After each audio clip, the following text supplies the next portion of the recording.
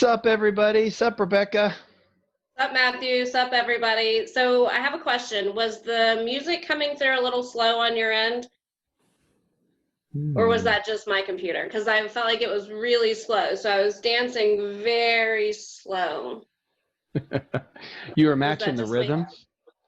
Yeah, it was going slower and kind of like relates to what we're talking about today is things just not going exactly as we had planned, huh? Not at all. Yeah, this whole COVID thing has just continued on, and so many people suffering right now and with isolation issues. And unfortunately, we're just still waiting for that answer and just trying to figure things out. And so today's episode, since we're hitting the halfway point of when this all started, is about, you guessed it, COVID. So tell us, Rebekah, who are we going to be looking at today? Well, actually, before we get started, I wanted to ask you, Matthew. I mean, I feel very grateful for those of you that are on the front lines, and we have guests who are on the front lines, and you, as my co-host, are also on the front line. When I think about the shifts that I've had to make with COVID over the past 6 months, I said I haven't been able to travel and do in-person presentations, but that pales in comparison. Oh, man, cry me a river. I haven't been able to fly around. But what you guys have been doing in your service on the front line is so admirable, and we are grateful for you, and we bow and thank you for the service that you're giving. You've had to make some pretty big shifts too, Matthew. Can you tell us about what you've done? Oh boy. Yeah, unfortunately, like everybody else, the whole PPE thing has been the biggest shift. Definitely wearing a lot of things that cover up all those visual cues that are so important to all those folks that we're helping out there, and trying to find ways around that and helping them to understand why we are dressed the way that we are and look the way they are, the way that we do. And then on the other side, you know, with PAC, of course, we're always talking about how care partners have to take care of themselves too. They have to meet their needs and keep themselves within a good flexible state to be able to best help those folks living with dementia and be flexible for them. And all of the stresses and the testing and the list goes on and on, can be very daunting on us as well and make it difficult to stay flexible. So it definitely is a struggle, but you know, we're all out there doing the best we can to help all those folks we care about the most. Yeah, and you have not been able to be quite as active in a lot of the PAC certifications because of your role and the shifts that you've had to make, but today was a little different. You got to get your feet wet in a course again, right? Yes, it's been a little while. In fact, I got a chance to be in one of the very first virtual courses when we started this whole shift, so that was kind of cool. But yep, I got to get in today, and we have another part tomorrow, and it's been great to be able to make that shift, and so awesome that PAC is so flexible and able to make that shift to continue on with their mission and helping all those folks out there get that skill and awareness to be able to continue helping out. So it's awesome. Absolutely. And as fate would have it, this was the week that your colleague who was supposed to cover for you, so again, plans and what is the reality. So here we are. Very true. Awesome. So I want to introduce our first guest because I am super, super, super excited to have her on, for her to share her story. As we were thinking about a few weeks ago doing this COVID special, as we're hitting that 6-month mark of really when we all started going into lockdown, Cristy Rose actually put on her Facebook page that she would appreciate thoughts and prayers because she was about to move into a hotel. So Cristy, tell us about that. Well, the end of August, we had a caregiver that had gone on vacation with their spouse and came back from vacation and didn't realize they were sick and brought it into our memory care. So Unfortunately, that meant we had a lot of cases because memory care, unlike a lot of other care settings, is our memory care is very mobile. Our residents are very mobile and they are very social. So we ended up having more than half of our memory care residents contract COVID. Wow. So let me back up because I was so excited to talk about your Facebook post that I didn't start with what I was promising you I was going to start with. So goodness gracious, shame on me. Tell us about where you work. What's your role? I mean, it sounds like you work in memory care. So if you can just back up and forgive me, share a little bit about your role and where you work and where you serve. Sure. So I work for a senior living community that serves all levels of senior care. So we have independent residents all the way through healthcare and memory care, assisted living as well. And then all of those in between that, you're kind of trying to fit somewhere care-wise. So my role when I first began working there is I oversee the activities for the entire campus, which is a little over 300 residents. And because it's all different levels, the activity program, of course, is different for each level of care according to what skills and abilities they have. Recently, after receiving my second PAC certification, they promoted me to, not only am I still doing all of the activities for the entire community, but now they've also promoted me as the memory care director. So I get to do both. So a double effect, not only did you get another PAC certification, but you actually got a kind of a promotion that went alongside of it. Right. Kind of cool. That's exciting. So can you talk about your community? Because I was interested to know kind of the layout and how, when we go into this about how, what you staying in a hotel, how you were going to try to keep your residents apart, and was that in a locked unit or was that a freestanding building? So can you talk about the layout of your community? Sure. So our community is several blocks big. We actually have houses, apartments for independent residents, as well as apartments for assisted living. We have a separate healthcare center and then a completely different building, which is set up for our memory care. And it has its own patio. The whole thing is enclosed, and they don't call it locked. They call it delayed egress. So they can actually still go out the door. It'll just alarm and let us know that somebody's trying to go out. But we do have a beautiful patio area. Oh, there it is. Look at that. So the patio encloses the whole outside of the memory care. So you can go out the dining room side, go all the way around the patio and come back in the living room side. And then the residents' actual units that they stay in are all on the outside edges of this building. So you have resident units that are in the living room side, in the main hallway where you can kind of see where it says do not enter. There's actually rooms on either side of that, and then as well as in the dining room side area. So, and all of them have outdoor windows that view the outdoor patio as well. So it's kind of a neat enclosed space. Cool, and thank you, Matthew, for pulling those up. I'm not tech savvy enough to do so, but yeah, right on cue. So fast forward August, you find out that this person has, unbeknownst to them, unfortunately brought COVID into the community. So you and your leadership team kind of had to sit down, have a powwow, figure out what was the plan of action, a kind of a pause, a timeout as we do in PAC, and let's put together a game plan. So can you tell us about that? Sure. So we, the leadership team sat down and discussed what was needed in our memory care, which was now becoming our COVID unit. We had a lot of caregivers and nurses that, have family at home, they have kids, they have loved ones they're taking care of. So it was very scary for them. So a lot of them said, I don't want to work in the COVID unit. I'm sorry.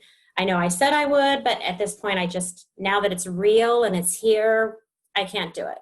So we actually did a lot of swapping of our staff. So we took staff from our healthcare center and brought them over that were willing to work in the COVID side.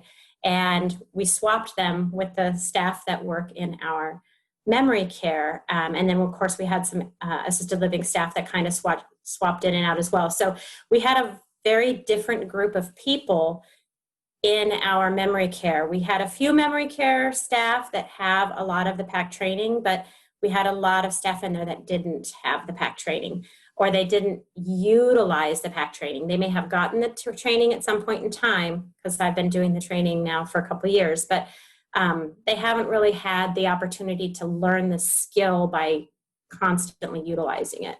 Whereas those who typically work in our memory care, they get to use those skills all the time. So kind of back to the lay of the land, the whole community, you oversee programs and activities for the whole community. And I remember when we chatted, you said that keeps you busy and keeps you on your toes, because folks who are living with brain change aren't just in the memory care unit, right? That so is correct. You get to use that skill for all of the areas, but then really your focus and where you've done probably the majority of your training and your coaching is there on the memory unit. Now you've got these players who haven't seen you. They haven't learned under you. They haven't seen the skills in action and see how they work. So, ooh, interesting. It didn't start off so well. Ooh, yeah. Tell us about those first few days. Well, they originally decided nobody but care staff could be in our memory care. So it was only CNAs and nurses in our memory care. And about 2 days in, they decided that was not a good idea. It wasn't going so well, especially because a lot of the CNAs and the nurses that were working in that care setting were not used to the skills and the understanding of how to work with memory care. They're very agenda oriented. And I said from the very beginning, put me in there. You need to put me in there. I will go.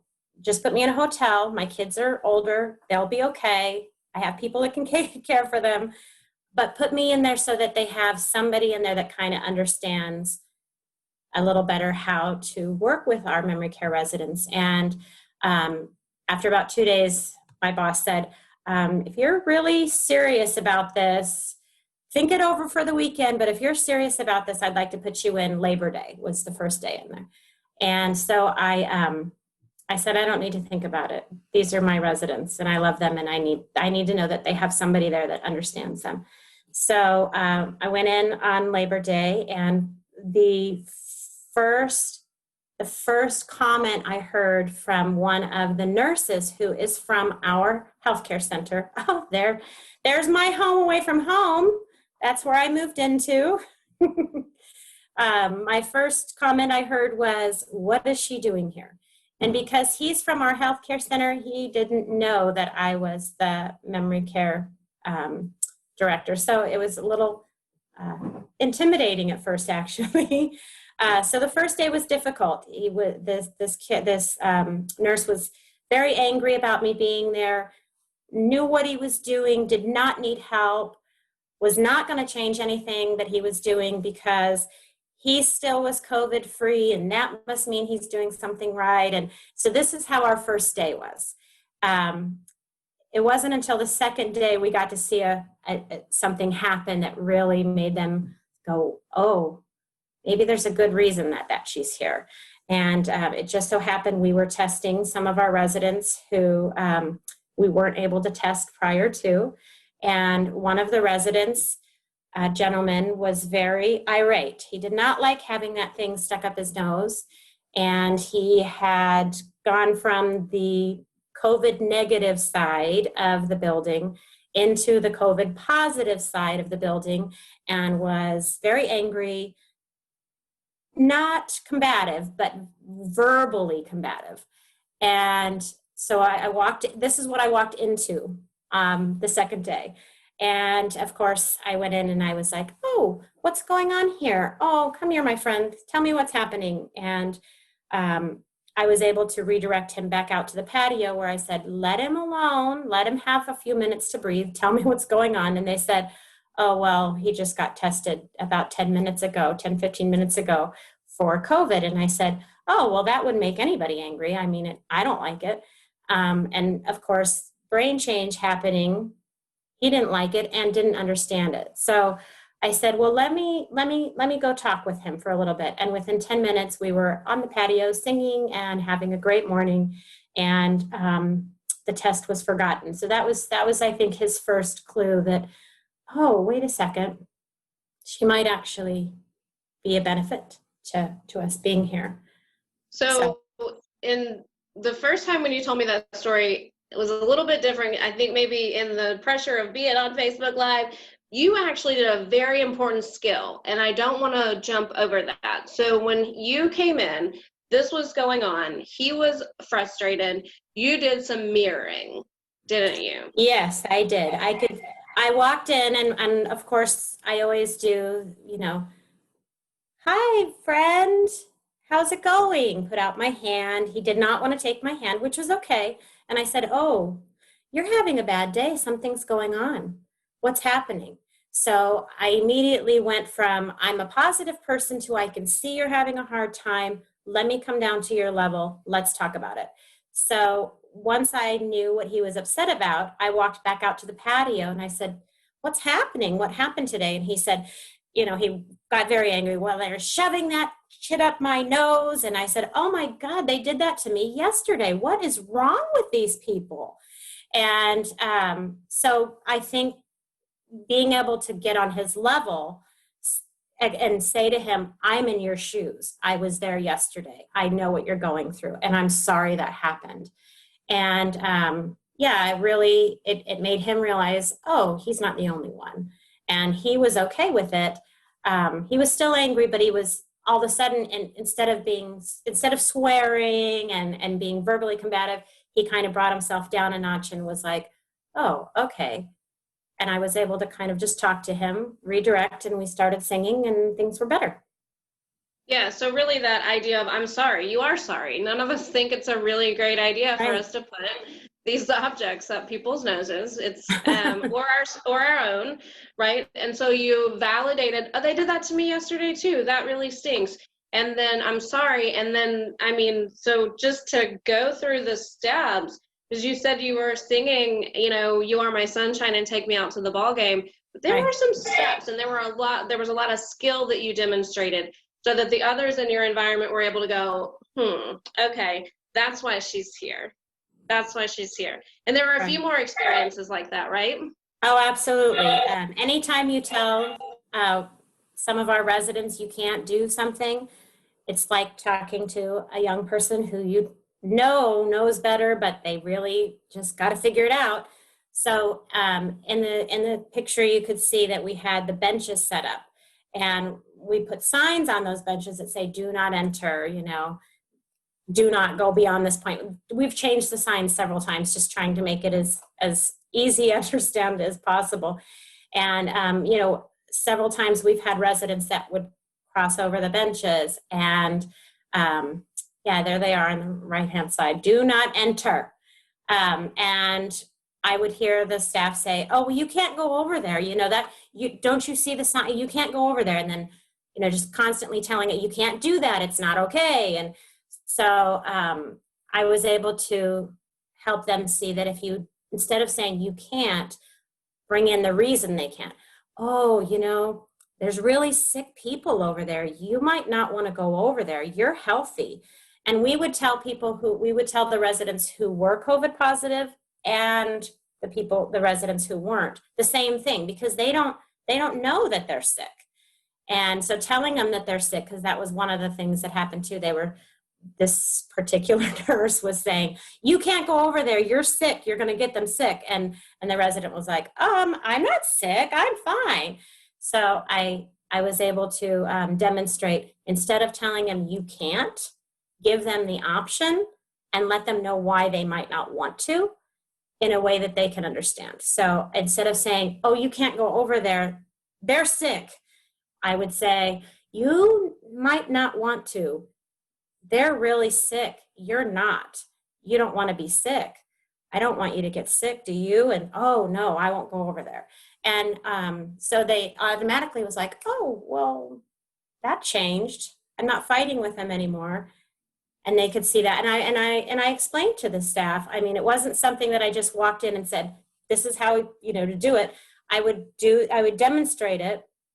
And then I would say, so instead of saying you can't or don't do something, try to bring it into an opportunity for them to choose, but give them a reason why they should choose what's better for them. And that worked because of the gem state for a lot of your folks. Right. You've mentioned the gem state was a little bit, that might not work for all gem states, but That's you true. had mentioned a lot of diamonds and some emeralds. And a piece that I thought was really cool, as a very strong extrovert yourself, you had a resident who needed to go visit with everybody. Everybody. Yes.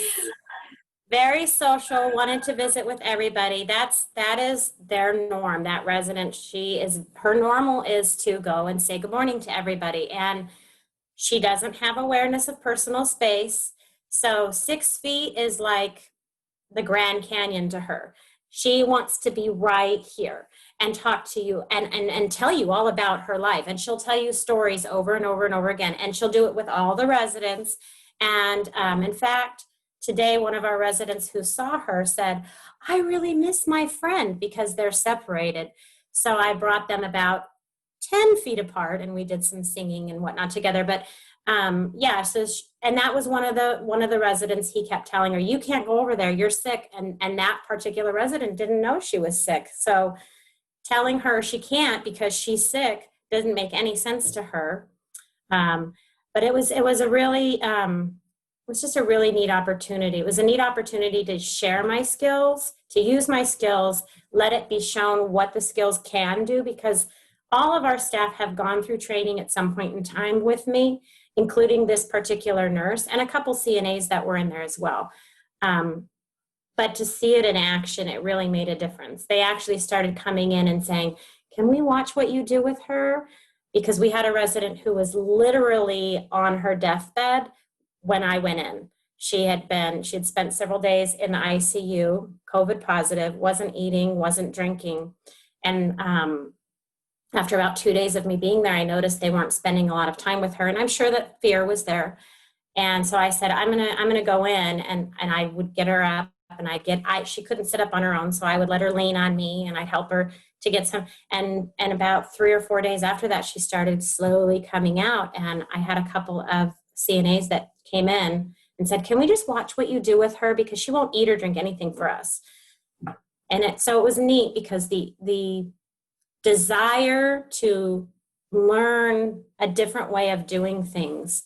And it's very exciting. And knowing they're going to go back to the healthcare center on Friday, I know that they're going to take some of those skills with them. And I think that's huge. I think it's huge. So you were not only showing your shine to support your residents in memory care, the folks that you care so deeply about, but now you're seeing others show their shine, and they're going to go back to independent or healthcare center, and that's going to have stuck with them. So that is so awesome. Way to go. Way to show your shine. And you mentioned Friday. So tell us what's next. Do you get to go home soon? Okay, so we just had everybody tested the end of last week, and everybody tested negative. Yay! We don't retest the positive residents. The CDC and the CMS, they all decide this is when the day is that is clear. Thursday, we have one resident that was still having some symptoms on Friday of last week. So they said, if the resident no longer has symptoms as of the weekend, then that resident will be considered COVID clear as of Thursday. So Friday is, it's like free day. I'm so excited. It's a very exciting thing because as of Friday, my residents will be able to not only come out of their rooms, which they were already doing anyway, but now we don't have to try to keep them from going from the living room to the dining room and vice versa.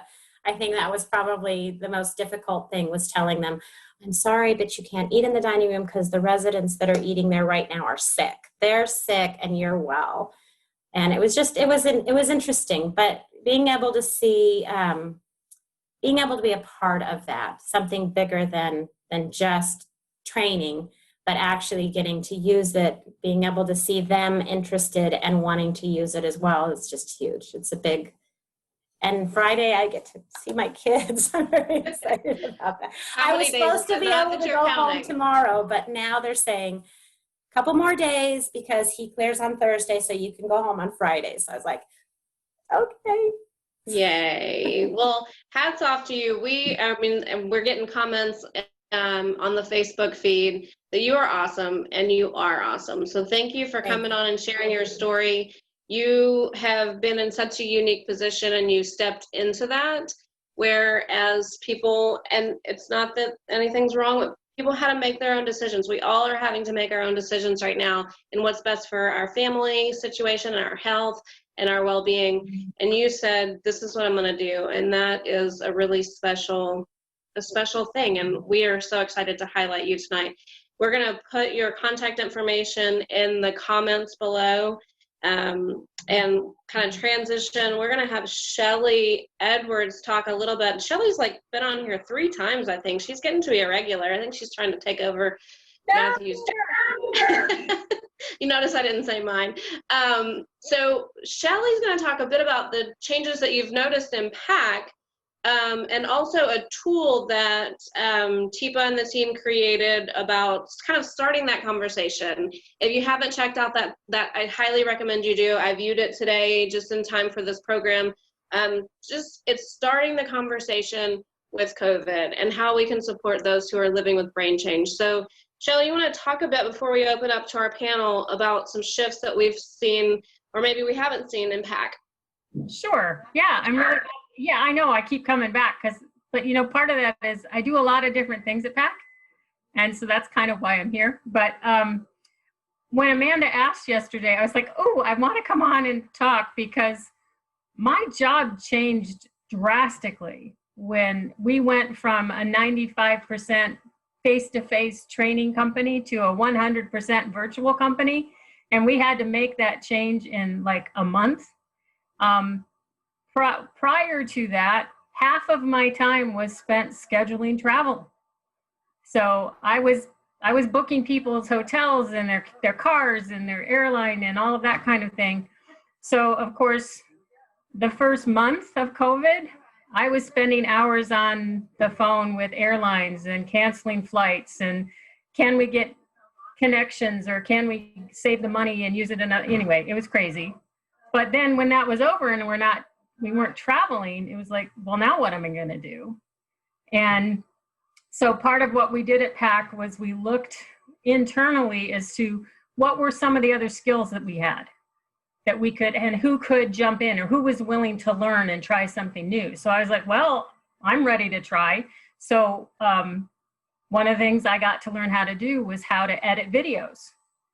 So all of these virtual certs that we're now doing, we promised people that they could get the recordings of those virtual certs. So my job now, or was up until about this week, was to edit those videos and then make them available on the website. So that's kind of a cool shift, because previously when you would go to a certification, we didn't have a videographer walking around recording everything and recording the breakout sessions. So it's a positive in a sense. Now those who come to a certification course actually get a video of it after yourself or someone else cleans it up, and which is even that insight into what other breakout rooms might be doing that are different, because each person's experience of a certification course is different. So kind of an unintended positive with this shift was that now there's these videos and you've done a wonderful job cleaning them up and getting them ready to show. So lots of shifts within PAC, within your role and with the organization as a whole. Right. Well, the other major change, of course, is I'm the lead for the conference. And, so the first 2 months we were like, are we going to try to do this as a hybrid? We'll do it live and virtual. What are we going to do? We cancel anyway. So moving our conference to an entirely virtual conference has been a great team effort. But so I'm hoping, I think it's all going to work well, but so now that's what most of my emphasis is on now. So spending a lot of time doing that. So just once again, I think Carrie's got the link for the conference that she can put in the chat and the comments below. For those of you that haven't checked out the conference, please do so. And speaking of the comments, so as we roll into the panel, and Shelly's going to be a part of that panel as well to kind of represent PAC as a whole, as an organization. If you guys could write in the comments, and even if you're not watching right now and you watch it later, we go back and look at these comments because we really love hearing from you all. What shifts have you made over the past 6 months? So we'd love to hear what kind of shifts. And a shift that is kind of cool, Matthew and I actually got to be a benefit of this shift that PAC said. We went to PAC and said, listen, we are hearing some very cool stories that our certified folks are doing out there, and we think that we should start this show once a week to highlight certified community. Now, this is a point in time, where we're restructuring and shifting, and I'm sure that the leadership was like, okay, Rebekah, Matthew, what are you talking about? But they believe so much in the certified community and sharing the shine that you guys bring that they actually let us, in the middle of this pandemic, start doing this Tuesday night show and sharing the shine. So thanks to PAC, thanks to Tifa and Amanda and the leadership, because now you got to put up with us every Tuesday night, right, Matthew? That's right. Every Tuesday. Okay, so let me take 2 minutes to talk about this product, because again, this is another kind of change we've made, right? Is that we've been looking at things that we have already that could be helpful to people. So this starting the conversation video and guide came about exactly like that. We were talking about the fact that people now they still have challenging situations, but now they have even more challenging situations with COVID. So we took a course that Tifa and team had done a couple of years ago, and we hadn't been able to really figure out how to use it. And we recorded an introduction to it to show how important it is to continue to form teams to provide care and the setting for our folks. So the introductory video is a team of us prior to COVID dealing with a resident who has some issues, and what were we doing to help that resident. And then we did a take 2 after COVID and how it changed. So anyway, so this product allows you to see that video, and then it has a 63-page guidebook for you on how to deal with challenging situations and how to build a team to address those challenging situations instead of just trying to deal with one-on-one. And the team includes everybody, family, the person with, it's the staff. So that's what this product is all about. Well, and I noticed today when I was downloading it myself to watch it before the show, that it's actually on sale right now, limited time offer. It looks like it's about half price. So $35, you get the streaming video as well as that 65-page workbook, did you say? Yeah. And a number of people who did already register for the conference actually got it for free. That was one of our giveaways. So we're not giving it away anymore, but you can still get it for $35. So cool. So a very valuable tool. We like to talk about all the tools that PAC offers to help us support folks who are living with brain change. So bringing that to your attention, that as we're talking about COVID, there is this whole tool that Tifa and the team created, so that it will be in the comment section below as well. So thank you, Shelly. And now let's get to the rest of our folks. We've got Crystal Thomas and Anne Oglesby Sutherly and Leandra Sims, who you may remember from a few weeks ago, who had awesome stories about matching and mirroring, and she said a bad word on Facebook Live, and her staff won't let her live it down. But that's what we do when we match and mirror. So Leandra's back because we're hoping she'll say more bad words. Okay, maybe not. Maybe not. Oh my goodness. Forbidden. Yes, forbidden. Those forbidden words. Right side retained. All right. Well, this whole COVID thing. Yeah. So COVID panel, I'm curious, not to open up an old wound, but looking back, pre-COVID, to kind of remind us of the glory days before we all had to go through all of this mess that we're going through. Could you all tell us in your environments some of what you guys were able to do then and was really easy to do then before all that wonderful, horrible, not so great, really bad COVID stuff hit? So Crystal, what were you up to prior to COVID? How was your environment? How were things set up for you in the ease of being able to help our folks living through brain change? So before COVID, things were pretty easy for me, actually. I worked as a home health speech therapist, traveling to different facilities with memory care. I treated about 30 patients a week, all patients living with dementia. And I taught classes every week, ranging from 3 people to up to 20. My partner, Tessa, she is also a PAC Certified Independent Trainer.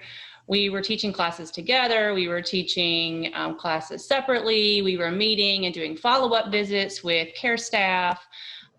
We had implemented the GEM state model into the facilities. We were helping the staff to determine what GEM state the residents were at. It was very easy, very easy for me pre-COVID.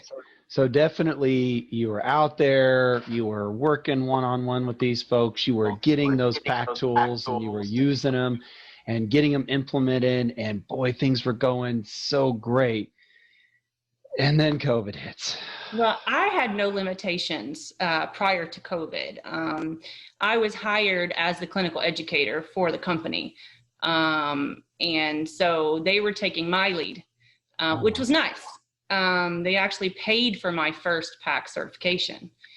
And then in February, I paid for my second PAC certification, which was the coach course. And then right after we got back, that's when things started changing a little bit. I had to finish my coach certification during COVID, which Rebekah was my mentor, is my mentor. And it was very challenging. I had a drastic change. I went from a full-time staff employee to now being an independent business owner. I am my own boss. I don't work for the company anymore, but I still service them. The company had to make a shift. It wasn't their fault. It was COVID. And, things happen for a reason. And, they had to do what they had to do to service their residents and to keep them safe. And at that time, it was nurses and CNAs only.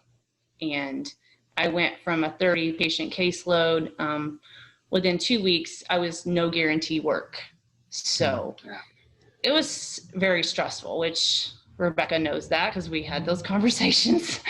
But luckily for myself, I had already opened my own business license at the end of last year with the intentions of opening my own independent caregiver training company. So that shifted to me being just a private independent speech therapist and dementia educator. And now I have subcontracted myself with the top neurologist in Tampa Bay area, who owns the National Hyperbaric Chamber Oxygen Therapy Center.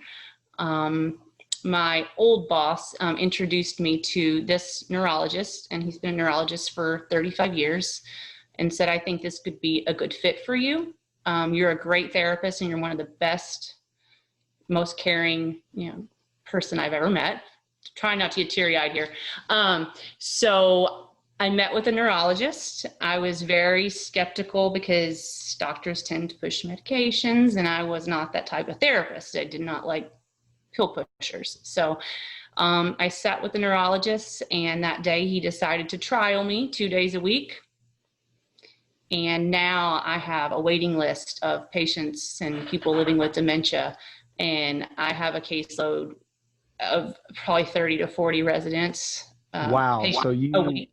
So you went from the very beginning of this full-time job, and you were going into like, okay, great, things are moving good, to then, oh, sorry, COVID's here. We can't really give you this job anymore. We can't have you on anymore. To then using all of that PAC skill awareness in your skills as a speech therapist, and now with one of the top neurologists there in Florida. That is so awesome. Yeah, and we actually, so I have introduced PAC Skills to the neurologist. I started using the GEM State model in my evaluations. That happened this week. We are planning to do a caregiver in service with his office staff. That will happen within a month.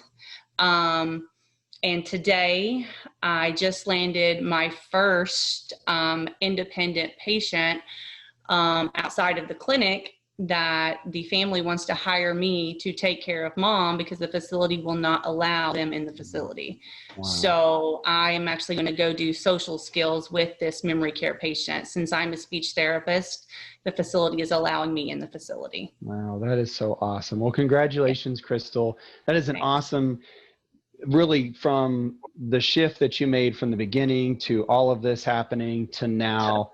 Very amazing. Cool. Thank you. Thank you so much. The coach, just one more thing, the coach certification is going to really come into play here, because I am doing a lot of coach skills with these caregivers. And one of the pitch that I have provided, and we shot a commercial on Friday, which will be on Facebook in the next couple of weeks, and possibly even on television, fingers crossed, that we are one of the only offices that provide caregiver training one-on-one with the loved ones that live with people living with dementia. Oh, cool. Well, if you have a link to that commercial or anything like that that you can put in our chat that Carrie can throw out there, that would be awesome. We would all love to check that out. That is so cool. Oh, sure. Congratulations, Crystal. That's awesome. Thank you. Kind of really a huge positive out of that situation. Oh, yeah. So cool. So Mary Ann, I'm curious, in your environment, so pre-COVID, the shift that occurred with COVID, and then where things are at now with you, if you could share that with us. Before COVID came along, we were just rolling along doing great. You know, we had, we always use PAC to, we are a day program, respite program for people living with dementia. And so in Tennessee, we have legislation that allows us to do that and not be a quote adult daycare. So we're there a short amount of time, a small amount of hours that allows us to take people's loved ones, because ours all come from home. So they're home-based families, home-based clients. And so we did great. We could hug and kiss and play and do all these things, never have to worry about a thing. You know, we always had precautions, but it was that day-to-day routine of 4 at a table so they could be best friends, 4 rubies at one table, 4 diamonds at one table, or maybe just 2 on most days. But we tried to keep of like Gem State together so they could converse, so they could have fun, and so they connected. And so that connection, when we in Tennessee did not have to close in adult day services, we were deemed essential. It just got too scary, and I didn't want anything to happen to anybody, and I didn't want it to be on me. And so we closed for almost a couple of months. So in those 2 months, we did a lot of cleaning. We did training, because we knew we would eventually hoped we'd get to reopen, because there wasn't a time we could not open. It just had to be my decision. And so I fretted a lot trying to figure out when is a safe time to do this. And so we would go to their homes. We did a grand Easter parade that was 25, literally, we went 95 miles in one time period And we went to every home of every client with an Easter basket full of things that they could do at home. That was the Veranda way of doing it. The things, we knew them well enough to know each basket was designated for that person, the things that they could do. And so we had like 6 or 7 cars decorated. It took us probably 6 hours that day to deliver. We even delivered toilet paper because that was when there was the big ration. We delivered wipes. We delivered paper towels. We had people dropping off. We're a nonprofit, so people were dropping off things, peanut butter, things that were non-perishable, because the families just truly wouldn't get out to get a lot of things as well. So during that time period, we really tried to stay in touch and figure out how we were going to open back up and what would that look like. Therefore, we did that at the end of May, and we had different policies in place for the families. They knew the risk, but all of them said the same thing: it's worth the risk. They're staying in bed. They want to sleep all day. We can't entertain them like y'all entertain them, because we do have a ton of fun, and we do things probably not like most places would do, but hey, it's their world and they're not mine. And so we do what they want to do. And they were used to that. They were so used to it that one of our clients, Mr. Al, he just didn't believe it. He just could not believe that the veranda was closed. And so they would drive by the veranda to show, his wife would, to show him that we were closed. Well, she came on Sunday. Well, we were part of a church, our building. Well, it was full of people. It backfired. And he goes, I knew you were lying to me. You were lying. Look, there are people sitting in the veranda. It was terrible. And I said, well, you should have just let him come in. It was a ladies' class. He's a ladies' man. He would have just fit right on in. It was his room. But he knew that she had lied to him, that she just flat out lied. So, even after 2 months, they knew. We even painted the room a different color just to see what would happen when they came back. Out of the 7 people that came back, they knew that the room was a different color. The walls were a different color. Wow. So they're used to that room. And so when they came back, unbeknownst to us, as in you, Cristy, we had a 72-year-old walk in, asymptomatic. It was a disaster. July was the longest month of my life, literally the longest month of my life. And so the thing I came out with, I'm the proudest of, not one client got COVID. So we did our part right. We got it. I got it. And so I guess to look back at it now, it was Mr. Al, the one that had come to class, and his wife doesn't, to church that day. His wife doesn't mind me telling this. It was terrible what happened to him. Absolutely terrible. So our advocacy part of the veranda is growing leaps and bounds, because when you're home, you have no advocate. You have a family that's wore out. And so we've become very active in advocating for families living at home, homebound, and those that go to hospitals. And so when I got COVID, it was because I told Rebekah, I'll just tell you, I was stupid. They called me and they said, Mr. Al wants to dance. He was a ballroom dancer. This was on a Thursday, and it was after lunch. I was working in the office, and so I said, sure. So I go in, no mask on. Elvis was singing. He loved Elvis. And we danced all over the room. Mr. Al said, it's all in the twirl, and so he twirled me, I twirled him. It was all of great fun. He leaves that afternoon. We tell his wife, hey, he danced. They go home, and she turned on some music. She had a casserole in the oven, and he walks in, hands out his hand, and he goes, may I have this dance? So those PAC skills, those emotional memories, those ties that we create in a program that uses PAC skills was huge, because they danced all over the living room that night. Wow. She quit because the casserole was going to burn. 2 weeks later, Mr. Al was gone. He had COVID. We did not know it.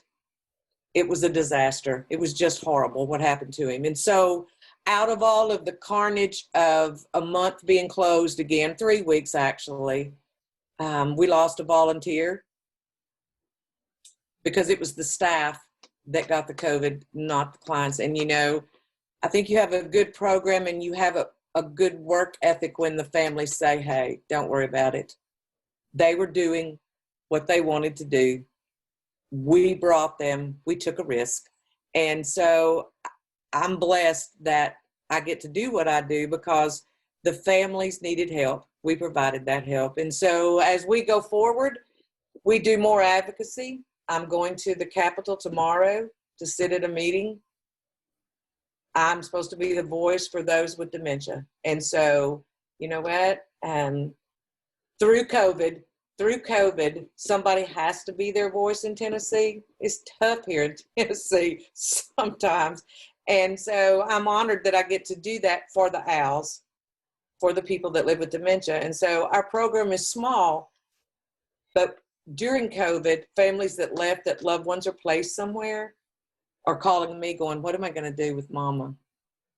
What am I going to do? And so, you know, if we leave a lasting impression on someone that we've loved their parents, that 3 years later they call you back and say, please help me, what are we going to do?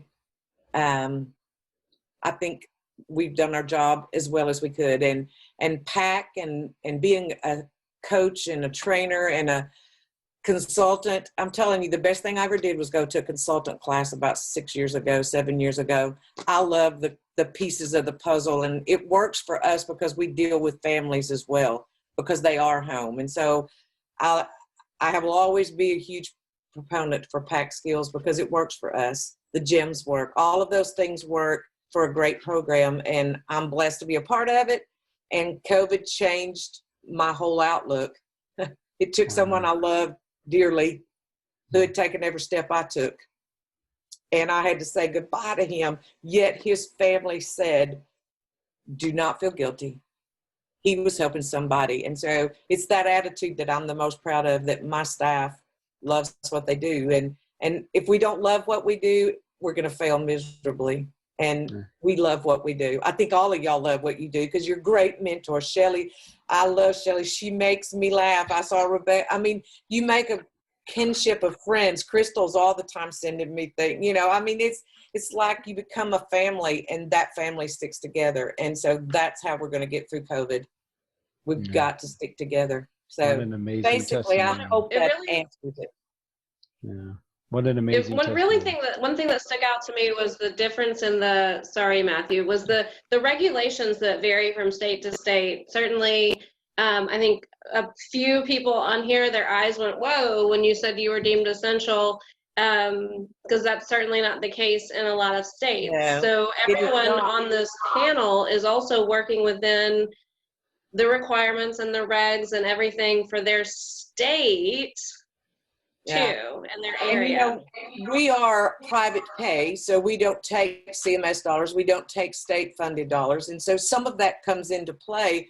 But Tennessee is very legislated, is very regulated, but that was because a lot of families have their loved ones in adult day services, and that's what we are, so to speak, licensed under, and they had to work. So you couldn't take all that away, and so and it's done, we can't have time to talk about it. It's crazy how Tennessee does it. So you've got 5 or 6 different governing boards of different counties. Like one county literally has is part Davison County, part Sumner County. Sumner is run by the state. Davison is run by the city of Nashville. Wow, that's crazy. It's crazy. So just to read the rules makes you kind of schizophrenic sometimes because you don't know what to do. Government, right? COVID changed us forever, I will just tell you, but in a good way. What an amazing testimony. That's so awesome, Mary Ann, from having this program to then trying to be cautious and stepping away, but then coming back because of seeing the importance, and even those creative ideas of going out there and doing the Easter parade.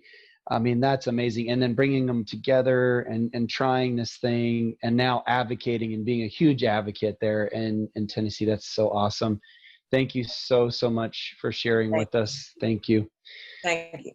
Miss Leandra, you want to share with us your from pre to COVID hit to now? I know we got a little bit of time left, but maybe you could give us a glimpse in your world of things. Yeah, I very much identified with Cristy's story. Cristy, I hope that we get a chance to connect because, wow, I was sort of tearing up as you told your story because it is very similar, and it's nice to hear someone else share their journey. So thank you for that. It helped me a lot. Yeah, we sort of the same story. Like we were having over 150 guests at our events from family members. Our community is so huge on family and friends. Like they dined for free.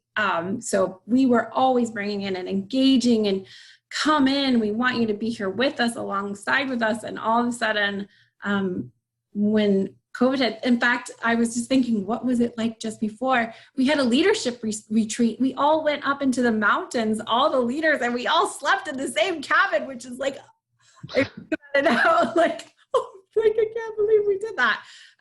We always say we got it in just under the wire, because a week later we started to lock down, and Disneyland closed. We're out in California, and that was the big indicator that, Disneyland closed.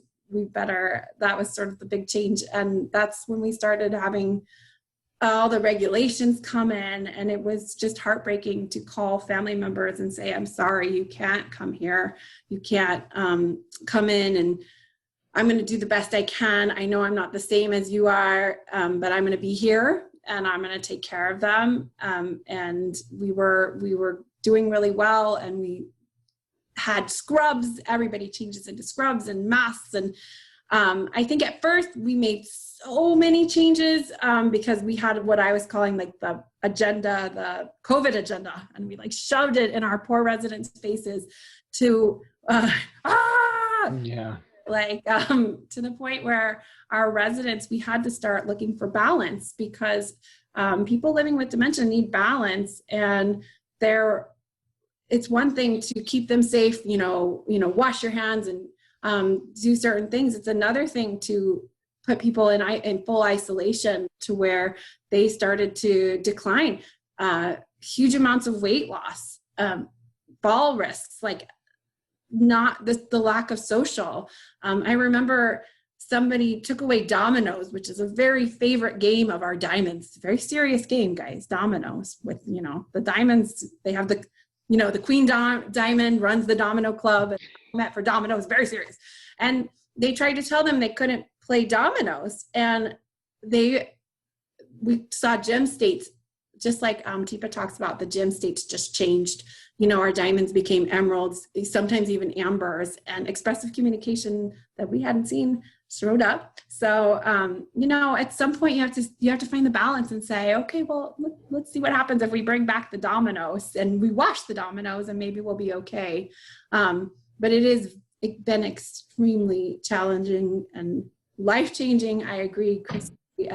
I got to stay here in the community for a good solid month, so I totally relate but I totally relate to going in and knowing that this is your time. Like I get to hear my residents tell stories about what they did during World War II, what they did during Vietnam, what they did to be of service. And I feel like this was my chance to be of service and to go in and what's my story going to be? My story is going to be that like I put on PPE and I went in and I took care of people. And just like you, Cristy, it was an amazing, the hardest thing I ever went to, totally relate to you, Marianne, hardest thing I'll ever go through career-wise probably, but my story is going to be that, and we used all kinds of PAC, but it was very, very hard. But I loved the ending that you put on the ending questions of what creative solutions that we had. And we have come up with all sorts of ones, from like karaoke microphones that go into headphones so that in courtyard visits, family members can hear you, to watercoloring my mask the other day. I had a resident want to watercolor my mask, so I looked like a weird cat. So to like just dancing every single morning. I totally dance, and just to get our day started, we put on just all kinds of music, because you can social distance and dance. It's very easy to do. And that's been a lifesaver. We dance 3 times a day, I would say, and we throw on everything from Total Eclipse of the Heart to MC Hammer to Andrew Sisters, just to see what will happen. And it's really been, amazing. So I think we've learned balance and substitution, not subtraction. So always don't take it away. Think of something else we can do instead.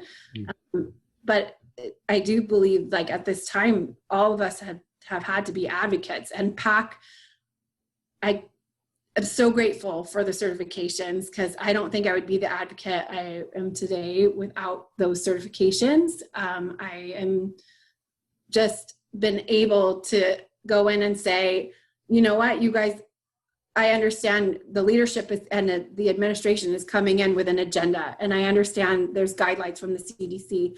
So, but at the same time, I'm not going to do that. I'm not going to put 22 residents alone in their room and think that it's going to all be okay, because it's not. Even if they're rubies and pearls, even harder, they need touch and they need us to be there for them. And I think now the next step of the journey is how do we reconnect those families in safely? And I think we got to find a way, whether they have to COVID test and isolate 10 days and then COVID test again and only be in a resident's room. But I think it's time. It's been 6 months, and that's my next part of my journey. And advocation, that's the next goal is, or if they have to come in full PPE, then they come in full PPE. But I got to find a way to reconnect those families, because I'm a good substitute, but I am not a daughter or a wife, and they need them. So amen to that. And the thing that, one of the things you mentioned about the dancing that I just wanted to highlight, it's not just because dancing was silly, but you had said you had noticed falls, those falls increasing. And so that movement that folks had to have in their day that they weren't getting, that because they were so used to so much movement, when they didn't have it, they found a way to move. Unfortunately, the result was negative. And so getting them that energetic movement that they need throughout the day wasn't just because dancing's fun, it was truly a physical thing for them. And that was such a good workaround, a great shift. It did. It provided routine. It started our day right at 9 o'clock. It was a way to start our day off right, and it did reduce our falls in an incredible way. We went from, I want to say in 22, which is in a month, which is incredibly high for us, down to 6 the next month. So I highly recommend dancing. Wow, that is so cool. Yeah, I think we adopted the chicken dance. Oh, in we our do place. that too. We do the chicken dance. Yes, definitely. So that is so cool. And you're so right, Leandra. I mean, really, it comes down to all of us being those advocates, getting out there, speaking for all of our loved ones and those folks that we care about who are living through this brain change, and folks who aren't living through the brain change but are still being isolated because of all of this. And then, of course, TIPA and the team are out there, and they're doing everything they can to continue to get this rolling. So, well, Rebekah, unfortunately, that darn time caught up with us again. I don't know where the heck it goes. It just goes. Because I feel like these ladies, and unfortunately, I'm just realizing we have all ladies except for you, Matthew, but they have so much more to share. I mean, are we going to have to make a part 2 and have them come back? Because there is so much more I know in each of your stories, because I got the chance to talk to each of you beforehand, and there's so much more to share. So guys, please look in the comment section. Those of you that are viewing or that you're going to view later, please look in the comment section, follow up with these amazing, amazing certified folks. They are showing their shine in their community, and it's all about supporting those who are living with brain change in their families. So I'm sorry that we ran out of time, guys. Thank you, thank you, thank you. Yes, for thank what you you're so doing. much. Thank you, ladies. You're all amazing. Thank you so much for everything you do. And we'll see you back here, same time, same place next Tuesday for another episode of SUP. Yeah, and don't forget to check out the calendar, check out all the events coming up, Trainer Cert, Champion Days. Get on there, check it out, sign up. Thank you, guys. See you next Thanks, time. everyone. Bye. Bye.